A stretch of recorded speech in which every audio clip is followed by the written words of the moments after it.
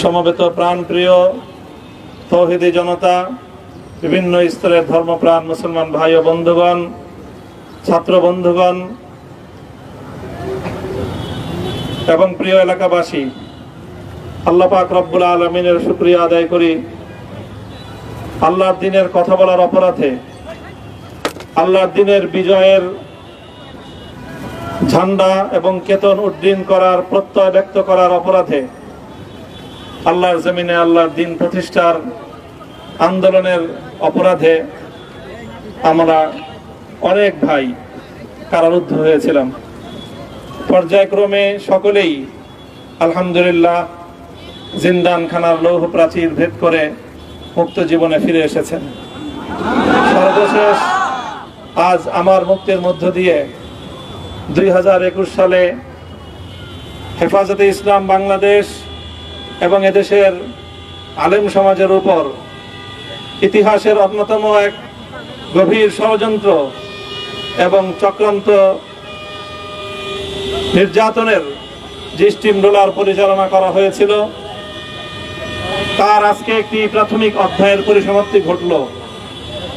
আমরা অন্যায়ভাবে আমাদেরকে কারারুদ্ধ করা হয়েছে, বুলেটের আঘাতে আমাদের ভাইদেরকে হত্যা করা হয়েছে। আমরা যখন আমাদের সন্তানদের লাশ এবং তাদের সেই মরদেহকে সামনে রেখে আমরা যখন আমাদের ন্যূনতম প্রতিবাদটুকু উচ্চারণ করতে গিয়েছি, তখন আমাদেরকে কারারুদ্ধ করা হয়েছে, আমাদেরকে নানাভাবে নিষ্পেষণ করা হয়েছে, আমাদেরকে জনগণ থেকে বিচ্ছিন্ন করার সব ধরনের অপচেষ্টা চালানো হয়েছে।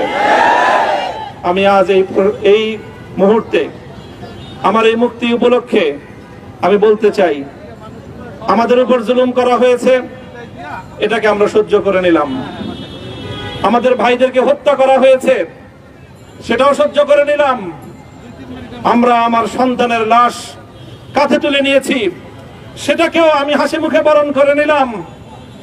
আমাদেরকে অপমান এবং লাঞ্ছনার সব ধরনের ষড়যন্ত্রের সম্মুখীন হতে হয়েছে, সেটাও আমরা হাসি মুখে বরণ করে নিয়েছি। কিন্তু আল্লাহর জমিনে আল্লাহ এবং তার রাসূলের কোনো অসম্মান এক মুহূর্তের জন্য আমরা বরদাস্ত করে নেব না। আমরা আমাদের সর্বোচ্চ ত্যাগ এবং কোরবানি স্বীকার করতে প্রস্তুত রয়েছি, জীবন দিতে প্রস্তুত রয়েছি। আল্লাহর জমিনে আল্লাহর দ্বীনের ঝান্ডা সমুন্নত করেই আমাদের যাত্রা থামবে ইনশাআল্লাহ। হয়তো শাহাদাত, নয়তো খেলাফত ইনশাআল্লাহ। আল্লাহর জমিনে খেলাফত প্রতিষ্ঠার যে আওয়াজ আজ পৃথিবীর দিকে দিকে উচ্চারিত হচ্ছে, সে আওয়াজ বাংলার জমিনে খেলাফতের এই আন্দোলনকে চূড়ান্ত গন্তব্যে পৌঁছাবে ইনশাআল্লাহ।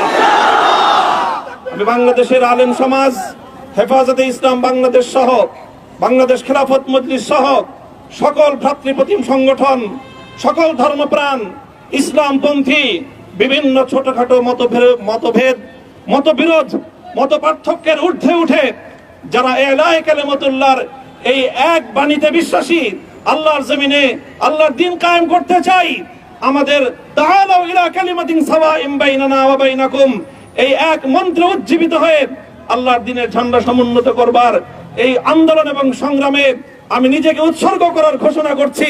এবং আমার সকল ভাইদেরকে, আমি সকল উলামায়ে কেরামকে এবং ধর্মপ্রাণ মুসলমানদেরকে, ইসলামী নেতৃত্বকে ঐক্যবদ্ধভাবে এই সংগ্রামের ঝান্ডা সমুন্নত করবার, ধারণ করবার আহ্বান জানাচ্ছি।